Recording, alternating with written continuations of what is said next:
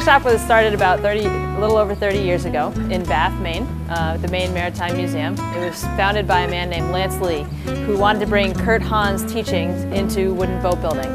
The teachings of Kurt Hahn, his philosophy was he wanted people to learn through learning by doing, basically the same principles that started Outward Bound and other experiential education schools around the country and around the world also.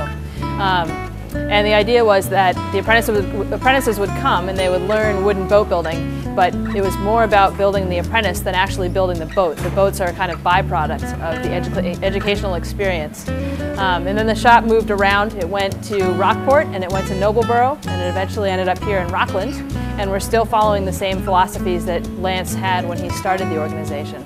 So we still run apprenticeships. We've got 2-year apprenticeships where students come in and they build wooden boats. They don't have classes or homework or anything like that. We just have commissioned work that we get in, and the apprentices work to complete those projects and have launches throughout the year.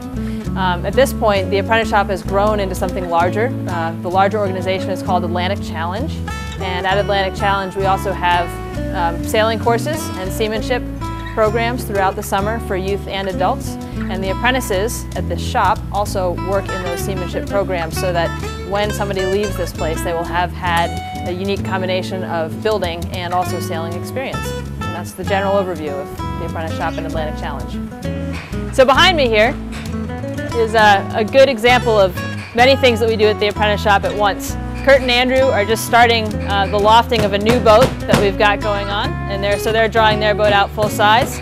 Right next to them is an Abiking and Rasmussen yacht tender, which is the finished product. After the apprentices are all done with the lofting and the building, the boats end up looking like that little boat right there that just got launched a couple of weeks ago. And behind them is Eric, and he is actually not an apprentice yet. He's doing his volunteer period, which is part of the application process to be an apprentice, and he's working on a set of oars.